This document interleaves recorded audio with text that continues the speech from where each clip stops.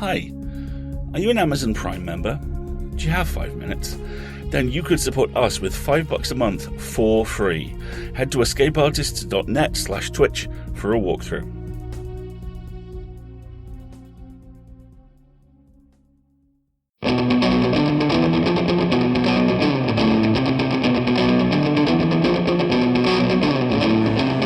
Escape Pod, Episode 872, The HazMat Sisters, by Alex Beckett, Part 1 of 2.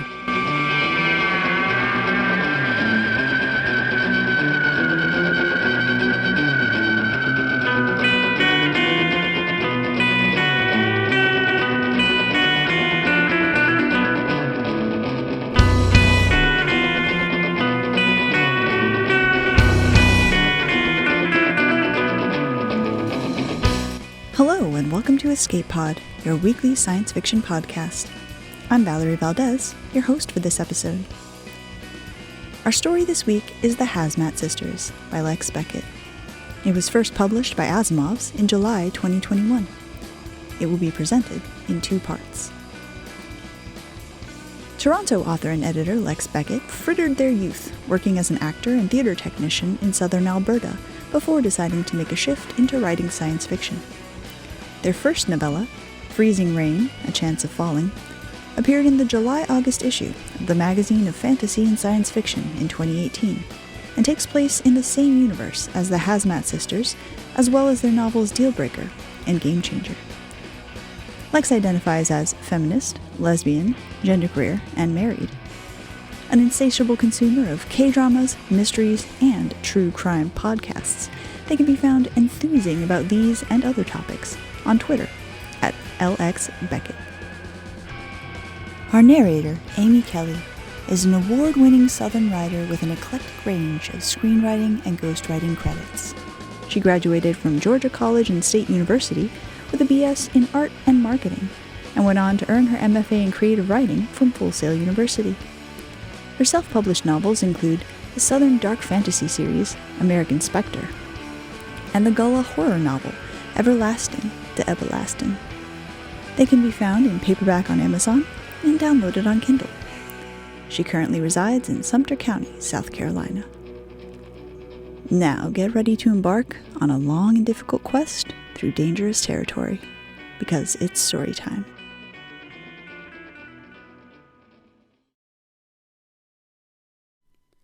The HazMat Sisters by Lex Beckett, narrated by Amy Kelly. The runaway soldier comes upon their party days after they cross out of Oklahoma into Missouri, late in the afternoon when their quartermaster is on shift, as they camp in a culvert near a river somewhere near Grand Falls. Wilmy drew last watch, shift at the end of the day, through hot and humid afternoon and its build to an equally dense evening. She's sliding in and out of a doze, heat torpor amplified by her hay fever meds. Pony pokes her with one of its sharps, a silent alarm that shoots Wilmy to her feet, adrenalized, rearing, and ready to wake the others, unless it's a feral chicken or a skunk. Pony's supposed to know a coyote when it sees it, but it still flags every single one. Unknown interloper. Text from the bot scrolls across her augmented display. She flicks the warning away with a gesture, linking to Tessa's dragon and zooming with its cameras. It feeds a view of the brush direct to her goggles. No coyote this time. The man scrawny, but a man nonetheless. Not as big as Fee, but full grown. He's creeping toward them, not blundering, not snuffling about for shelter, and moving super slow. Bidding to fool their motion detectors? Not good. Wilmy checks the charge on Pony. 3/4, then sidesteps, fighting a sneeze as she crouches beside her twin Tess and puts a hand over her mouth. Tess goes from slack to erect under her hands. She joins the Dragon channel, takes one look, and sends subvocally, "Someone's coming, Fee." Wilmy's earbuds make the utterance seem loud.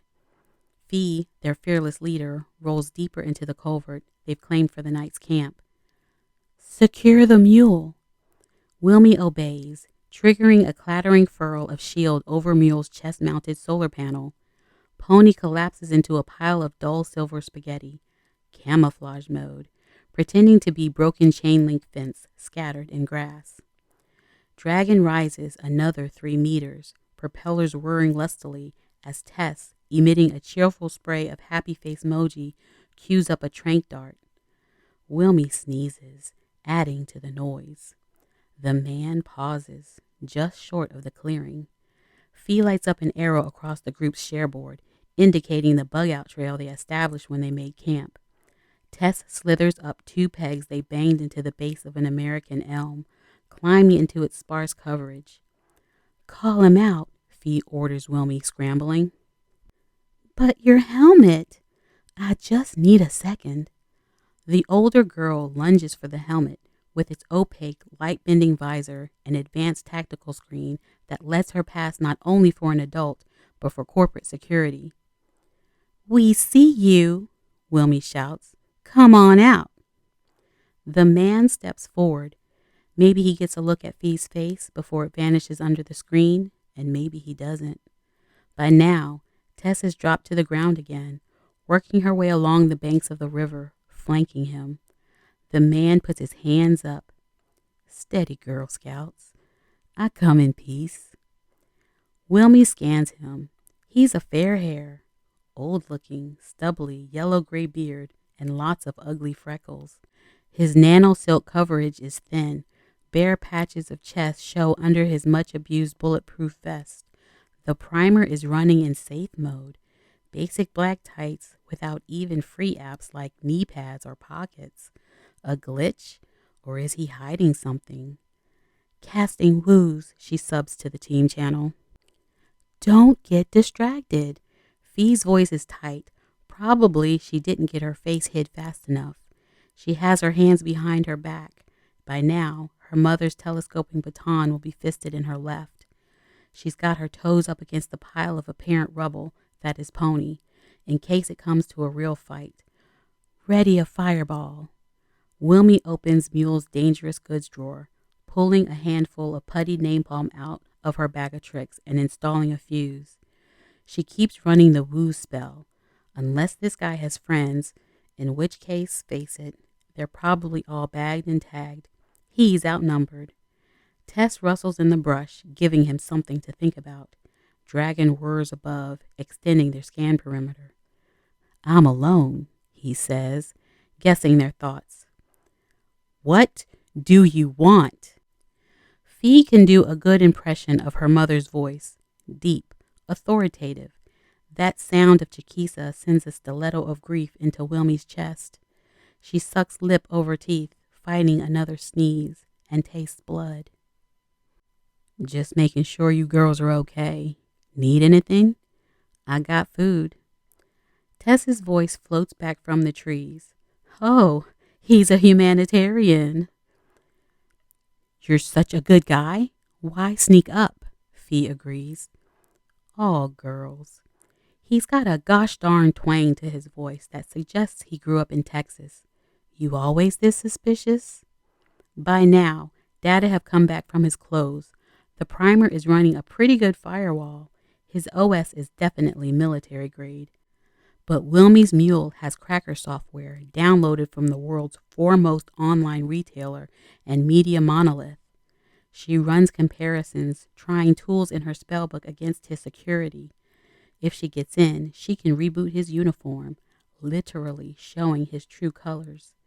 She's got no beef with deserters. Well, unless they're true believers from the Dixie Purity Party. But if he's here to mess with them, she'll turn his nano-silk undies into a puddle, dripping at his feet, even as Tess shoots him full of azazaprone. "Come on, honey. What's your names?" Fee crosses her arms. "Honey is fine." "Me? I'm barren," the fair hair says. "Didn't ask," Fee says. This is usually the point where the nicey-nice wears off, where the man gets all pissy and calls Fee a bitch or worse, and Tess starts asking if she can please trank him. Baron keeps his hands up. "Okay, I get it."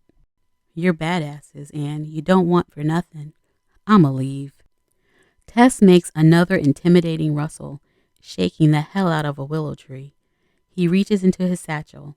Fee goes full alert, slapping out the baton. Pony rises from the underbrush, bones knitting into chainmail as it crawls up her body, toe to top, and the Dismazon logo forms in bas relief on her chest. That knocks Baron back a step, but he gleams a little too, like maybe he was wondering something and now he knows the answer. He minces backward into the scrub. No coward, he still pulls whatever it is out of his pack. Peace offering, okay? He sets 3 plastic skin boxes the size of grenades at the base of the elm before backing off. Wilmie's surreptitious handshake with his outfit loses connection. She's tried maybe 30 driver codes without success. She saves her progress. Tess, Fee says. Possible tainted goods. Loop around and check for traps after he's left the camp. Dragon keeps him in its sights as he retreats into foot-high, fresh-painted forest on the ditch across the highway. Tess establishes a perimeter around his so-called offering, zooming in from a distance. The boxes contain brightly colored marshmallow chickens, individually wrapped, their safety seals allegedly intact. Sugar. Wilmie's mouth waters. Think we can test them? Her sisters don't even seem to hear her. Tess dumps leaf litter on them from a meter out. Burn it, Fee says. Wilmie throws the fireball carefully, underhand, landing it in the leaf litter. Everything goes up in a whoosh of stink. Maybe they weren't smeared with virus. Maybe they weren't drugged or poisoned. Maybe Baron really was just offering a dessert share and a chance to friend. Fee's voice, threadbare, orders, water for the fire. Wilmie rummages in Mule for their collapsing bucket and schleps off to the river. They wait upwind as the blaze burns to ash, filling the moist air with heat, with the stink of frying mulch mixed with caramelized sugar. After they douse it, Fee says, I think the QM would tell us to move on. Don't you? No shit, Captain Obvious. Tess starts breaking camp. At least we'll get XP for refusing to take candy from strangers. The first plague, the stay-at-home, mostly killed the olds and the weaks. Daddy, who was a notable asshole in every possible way, liked to refer to it as a necessary population correction. This made it total cosmic justice, Tess says. At least she does when she's trying to show what a toughie she is, when the second wave mutated and drowned him in pneumonia. Their mothers couldn't afford to be sentimental. Mom sold Daddy's guns and got herself transferred to Dismazon's call center in Chicago. She found a family-sized apartment, and population correction be damned, that's no small trick these days. Chiquisa, Fee's mother, spent that same time hunting for a car. One mom would set up house, the other would bring all 3 girls a few weeks later. Great plan, except for the part where Chiquisa caught the bug, either while car shopping or because of the long shifts she was pulling at the end, guarding HazMat deliveries for the company. Sunset finds the party trudging along Interstate 44 towards Joplin, Missouri. Fee, still dressed in her mother's uniform. The corporate brand confers an aura of authority, even though they are refugees, even though Wilmie and Tess are obviously kids. Everything they own is piled high on Mule, their precious server and charging station, encased in a wheeled and armored toolkit. They take turns pushing Mule. It can drive itself, but they need to save the battery. When Mom checks in, they've paused for breakfast, sharing out egg bars with cheese and ketchup as the sun goes down. Chimes tinkle in their speakers. A shimmery androgynous fairy in a silver suit appears, projected onto their augmented view of the road. Hail and well met, adventurers. How fares your party this evening? Mom's familiar tenor bursts with warmth. Good health and good spirits all, Fee says, leader's privilege to speak for the group. Mom awards her 10 XP for staying in character. Even now, hollowed out by grief, Fee's good at preserving her lead in game. Mule's HR app will have reported their vitals by now, summarizing body temp fluctuations, spikes in heart rate, sleep history, calorie intake, checking they didn't make any asks for the first aid kit, unless you count Wilmie's antihistamines. Geopositioning reports how far the party got yesterday and scans their compressed audio feeds, high grading for tensions in their voice. Fee and Tess get docked whenever they actually yell at each other. Tell me about this encounter with the boy. Boy? Wilmie thinks. Scrounger. Hoping to steal pony probably, Tess says. As a nod to staying in character, she throws in a "Milady" as an afterthought. No way, Fee says. What makes you say so? Mom asks. All that with the marshmallows. I think he just wanted to get a look at our valiant steed. The sister with the most XP when they get to Chicago gets first dibs on a wish. Anything that's within Mom's power to grant. Their apartment has 3 bedrooms. One of them, just one, will get her own space. Gamifying their evacuation is Mom's way, basically, of bribing them to work together. I believe he deserted from one of the local warlords, Wilmie puts in. For a wonder, everyone actually seems to hear her. A Dixie deserter? A note of fear creeps into Mom's voice. He is a fair hair. Doesn't make him a true believer, Fee argues, especially if he left them. Could just be lonely or clueless. Tess snorts. Clueless fails before clueless levels. Wilmie shares her hack attempt. I ran a spell to reveal his true nature. I told her not to, Fee says. He took off, fled before my incantation was complete. Mom nods. If he returns, complete the spell and report his whereabouts to his lord or lady. Turn him in, Fee says sharply. They'll shoot him.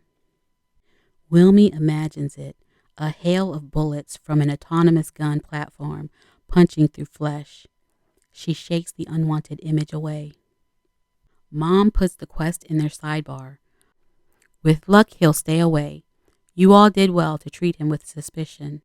She awards XP for distance traveled and homework completed, with bonuses for Wilmie and Tess for getting up and facing the threat right away. Fee gets a smidgen less because her face got seen. She and Tess look daggers at each other. Wilmie will have some heavy peacekeeping to do later. Last, Mom updates the day's school quests. Wilmie gets a conundrum, a programming puzzle with some kind of Easter egg inside. Fee's graduated, but Mom's sending college prep. There's a basketball scholarship waiting for her at U Chicago, assuming schools ever reopen. Now then, Mom says, I have a treasure quest 2 days ahead. Who's in? Treasure quest is a fancy euphemism for shopping. Someone has erected a pop-up mall next to the food drop on their route. Not their own corporate overlord, alas, or they'd have priority in the lineup. Mom puts in a provisional order before they even arrived. Simple rations. Nobody's gonna raid their party for protein bars and carrot leather. As a treat, she throw in 6 canned spaghetti. Cans add weight to the mule, but the girls agree. Spaghetti's worth every mouthful. She's also unlocked the family treasure chest, allocating a spending allowance for each of them. Get in, get out. Don't cause trouble and don't overload the mule. Stay in character, Fiona. The estimated wait time in the queue is about 2 hours.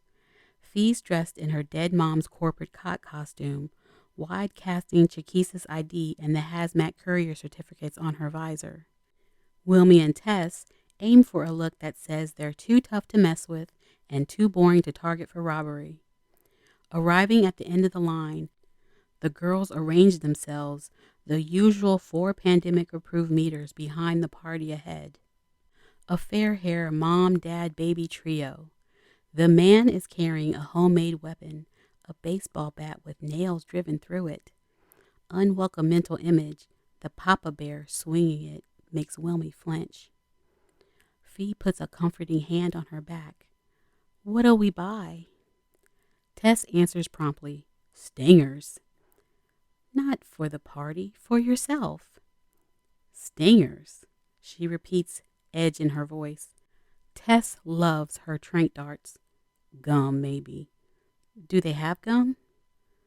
I'll check. Wilmy conjures a user account for all of them, using Chakisa's name and Dismazon ID. A catalog unfurls in their goggle views. There is a chip that would boost their network reach, and another that would speed up Mule's processing power. Wilmy weighs the options, then picks the network boost and buys an additional fan. Keeping Mule cool is almost harder than keeping its batteries charged. It's hard to know what to want for herself, to find something in the catalog gratifying enough to make it worth the extra weight. There's nothing that'll help them move faster, which is what they really need. To get out of the hot zone and back within range of a responsible adult before Fee and Tess give up the pretense of cooperation. Maybe they have a spa, Fee sighs. The 3 of them currently get a wash maybe once a week, whenever they find a campsite with functional plumbing. Oh, Wilmy brings up camping gear. What if we get a shower? Typically, neither sister seems to hear her, so Wilmy repeats herself. Fee makes a shoe fly gesture. I just said a shower. Not a one-off. What if we buy one? Wilmy shares the specs on an expandable plastic tank. Swanky version of their water bucket with its own solar charger. It pumps and filters river water, spends the day heating it. A telescoping head comes up from the tank. Whole rig, once collapsed, it barely weighs 2 pounds. We could use the tank as a bucket. We have a bucket, and it isn't cheap, Tess says. If we go in together, though, Fee brightens. Tess, come on. Hot showers whenever we camp near water. We even still have soap. Tess frowns, no doubt struggling with her natural reluctance to agree with Fee. Wilmy gives her wide eyes. Fine. If it's still in stock, she agrees at last. Moment of unity, ground shippers. They turn, 3 heads simo-swiveling as Baron takes over the back of the line, 4 meters back. How's it going? Don't talk to us, Wilmy says. That's up to you girls, isn't it? Deep irritation flashes across Tess's face. She's looking at Fee. She's right. There's something there. Something in the way her elder sister sets her shoulders before turning to look across the distance at him. What? Wilmy subs. Fucking flirting, Tess signs. She can't be, can she? But Wilmy remembers Fee 2 years ago, already tall, already the school sports star. There'd been a guy at a backyard barbecue. She feels a pang of grief for the old normal, for yards and barbecues and friends and having people over. But Tess is right. Fee did the shoulder thing then, too. Wilmy remembers Mom saying in their briefing yesterday, "Tell me about this boy." But Baron's old. Wilmy's goggles are so much a part of her that sometimes she goes a week without removing her rig. Now she pops up the screens, blinking as the unaugmented nighttime world makes everything seem dim and mundane. The mall catalog disappears, along with the virtual boundary of their social distancing hex. Her school and social apps vanish. The stars get farther away, and tree pollen starts clawing at her face. Without augments, Baron's hair goes from dirty gray to gold. His blotches and wrinkles vanish. He's not 40 at all. He's their age, more or less, and even by the moonlight, she can see he's got the face of an angel. Wilmy snaps the visor down. Well, Tess says, Mom's running some kind of Beauty and the Beast wallpaper on the boys. Someone's got to protect the straights. Tess snorts, but doesn't resist taking a peek. Figures. Hey, don't you have a side quest? Fuck him up with AWOL or something. Don't swear. Why the fuckity fuck not? Just trying to keep you in the chase for your own room, she says. This gets a snort, meaning Wilmy guesses that if Tess wins the XP and gets the wish, she's planning to ask for something else. Feeling uneasy, Wilmy unscrolls her list of drivers. She handshakes again, delicately, with Baron's primer, trying to unlock his defaults. Her eyes are watering.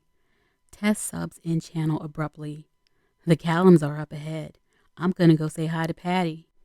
She leaves without waiting for permission. Wilmy looks to Fee, but she still smoldering at the interloper. Wilmy subs. Fee, what if Tess is right and he's after Pony? Tess thinks everything with a Y chromosome is out to either bone or rob us.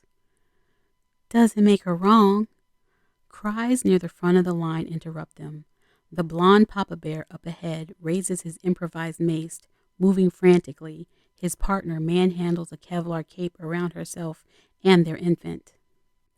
Wilmy climbs atop Mule for a better look.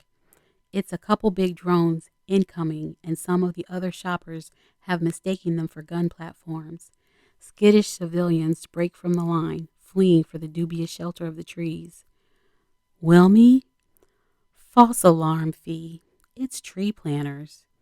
There are 3 of the bots, each the size of a moose, and in the moon-sprung dark, it's hard to make out their public service infographics. Some things dim their nightlights. Word has spread. All the people who'd initially scrambled away in case the planters were gun platforms are now racing back to reclaim their place in line. Why are the planters even out? The ditches are already seeded. A mix of knee-high saplings has taken root in evenly spaced lines from the edge of the road. As if responding, the lead drone sprays tiny webs of super cold nanomaterial among the saplings. Water will condense on the threads, and its weight will draw the filaments down to the soil. Wilmy doesn't understand the process, but by dawn, everything will be damp, and the webs will have dissolved. She reconfigures her own primer to give her a bit more padding around her core. If there's that much moisture to be harvested, it probably means a damp night. Usually, the cold doesn't get to her, but usually they're hiking, keeping warm by pushing the mule, not sitting like ducks on the edge of the road. Papa Bear has tried to barge ahead into a space left by one of the families that panicked. You left the line. You knew we were here. He's got the mace raised, and that unwanted image comes to Wilmy again. All those nails slamming into flesh. How that would feel. Her stomach flips. It's not just Papa Bear. Another fight, the same fight, is going on maybe 4 spaces forward. Everyone up and down the stretch to the pop-up mall goes on alert in case one of the disputing parties has a handgun. Tess, you should come back. Fee sends. She doesn't quite phrase it as an order, so naturally, Tess ignores her. A water web shouldn't need escorts. Wilmy tracks the planting platforms as they cruise closer. Baron bends then, pretending to fiddle with bootlaces he doesn't have. What's he doing? Fee has her own visor down, but she emojis a frown, curling her index fingers over her eyes and popping a starburst of cartoon puzzled faces on their screens. Who cares? Wilmy's getting closer to having his primer unlocked. Suddenly, the tree planters turn on spotlights, bathing the highway in artificial daylight. It's bright enough for their cams to run facial recognitions on everyone in the queue. Papa Bear, unnerved, gives up his chest-beating fight for the better spot in line. The planting platforms are allowed near civilians, despite the treaties, because they're not supposed to be dangerous. Great in theory, but they're designed to fire 250,000 tree spikes an hour. sprouted tree seedlings wedged in a crystal matrix of growth medium. They can penetrate even hard, dried, unprepared ground and loose asphalt. Human flesh would be nothing to them. Sure, the tree planters aren't supposed to be weaponized, but it'd be so easy. Paranoid thoughts dart through Wilmy, schooling like sardines in a bait ball. Militias shoot deserters wherever they find them. Some even shoot their opponents' deserters.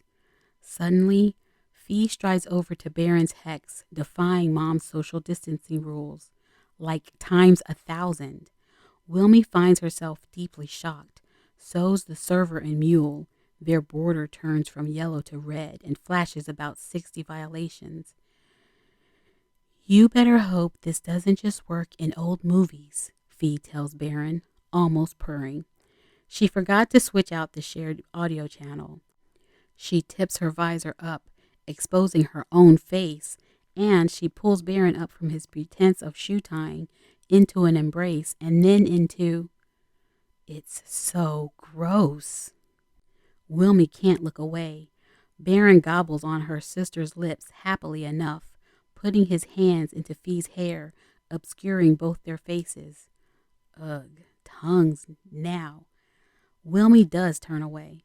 Her spellbook pings. She has unlock codes on Baron's primer. He won't even notice if she resets him. He's so busy trying to get his tongue down Fee's. Ugh. But if Wilmy's paranoid idea about the planners is right, her sister could end up riddled with weaponized seedlings along with the blonde boy. What to do? Instead of triggering the unlock code for the primer, she tries casting a new charm, this one on the tree planting platforms. An ordinary spellbook wouldn't be to the task, but Wilmy's been practicing her side quests faithfully, and of course, the Mule OS has Chakisa's corporate authorization. Or it will, as long as Fee doesn't keep advertising her true identity to the entire universe, one gross French kiss at a time.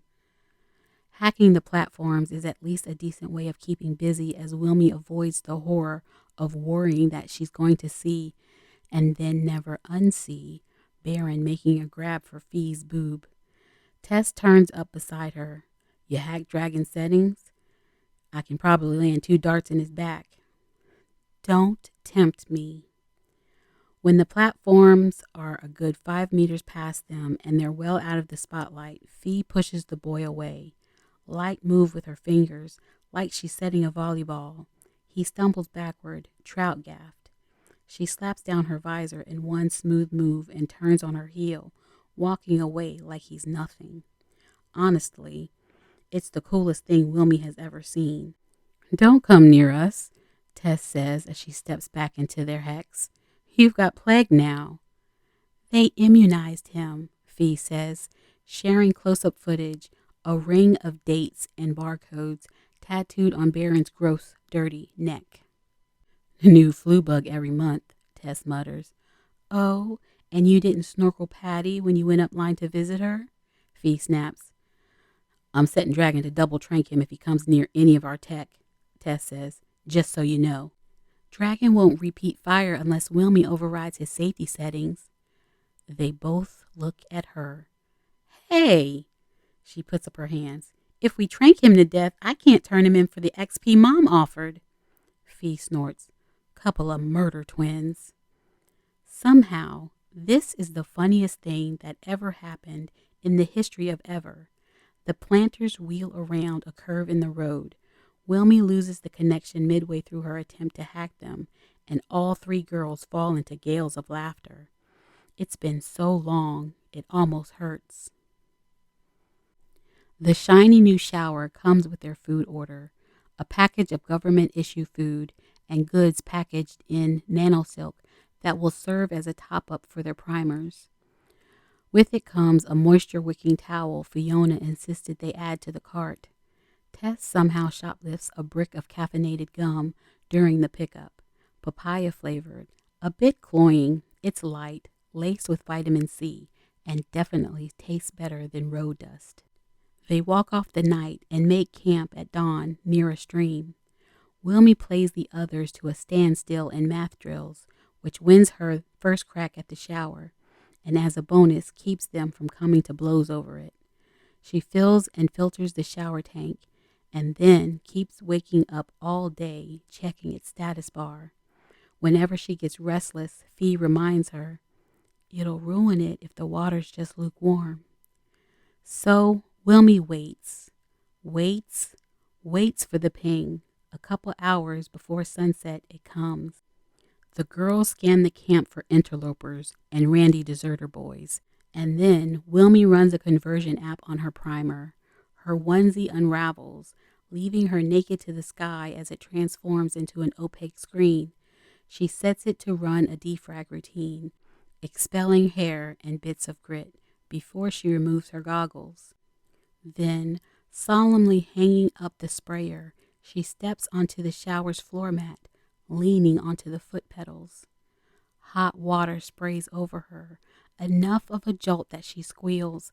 Soaping up is glorious. Her sinus is clear enough that she can smell the river, old algae and wet rocks. There's a sense of filth sliding off her, steam curling off her flesh. "Good?" Tess asks from the other side of the screen.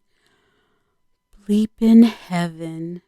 She closes her eyes, pretending she's home with live friends and school twice a week, with Mom down the hall in a bedroom with a door that closes, Chiquisa and Fee living down the road, even Dad, just a text away. But the moment collapses. Papa Bear's baseball bat, bristling with nails, smashes into the meat of her imagination again. She flashes back to the sound of Chiquisa coughing blood from the other side of a barricaded bathroom door. Wilmy's still bawling when the water tank runs dry. Fee was right. They needed this threadbare terry towel. She uses it now, scrubbing at her face, then trying to dry herself with what's left. She'll compromise her primer if she puts it back on while she's still damp. Instead, she tiptoes naked and dripping to the riverbank, rinsing snot and tears out of the fabric. Mud chills her feet, and she fights the rack of sobs, shaking through her long bones. Finally, when she's dry enough, she walks back into the nanosilk privacy screen like it's a curtain.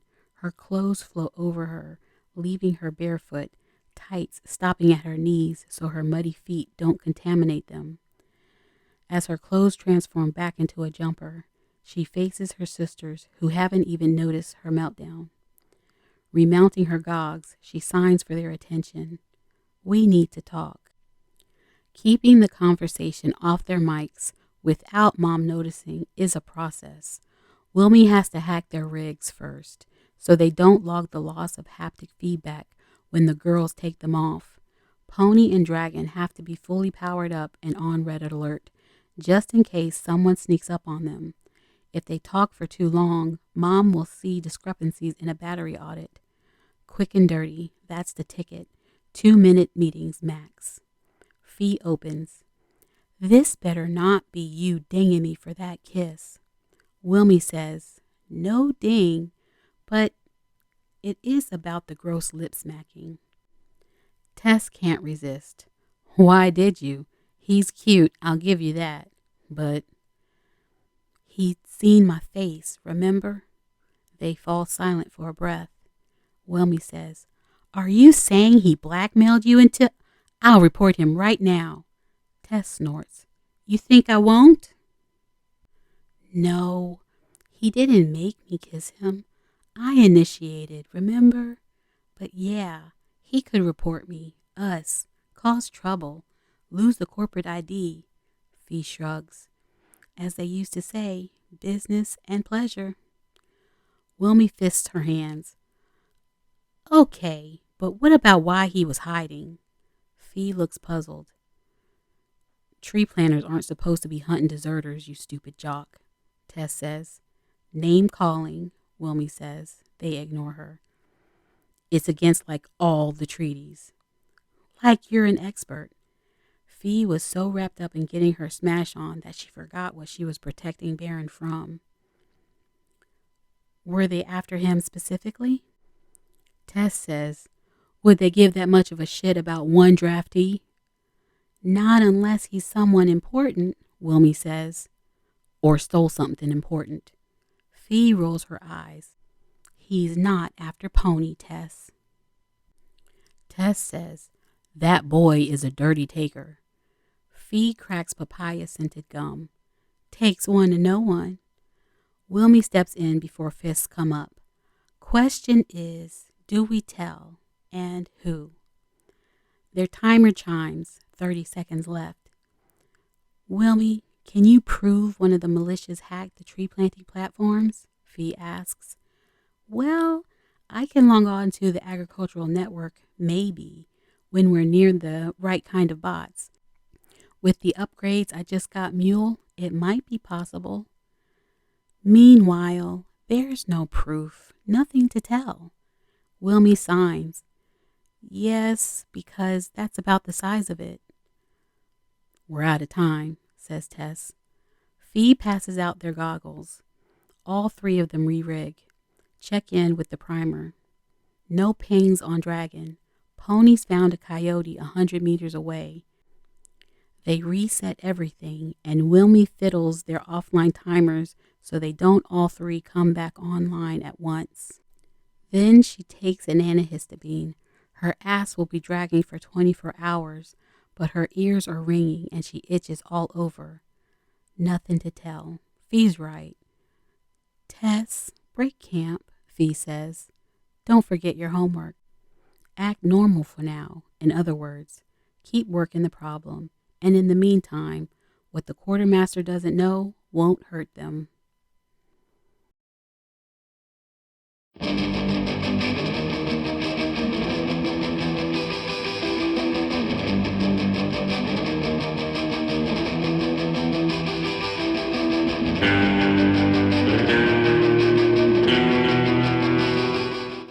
Once again, that was The HazMat Sisters by Lex Beckett.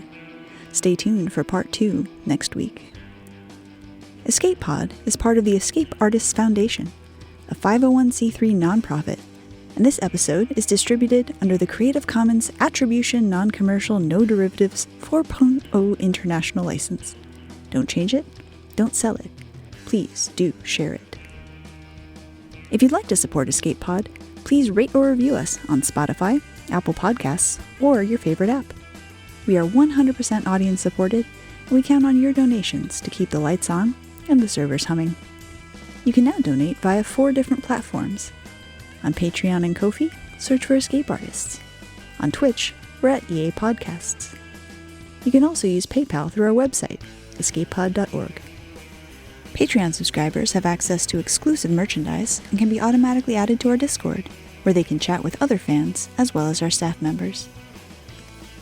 Our opening and closing music is by Daikaiju at daikaiju.org. And our closing quotation this week is from Octavia Butler, who said, "I don't know whether good times are coming back again, but I know that won't matter if we don't survive these times." Thanks for joining us, and may your escape pod be fully stocked with stories.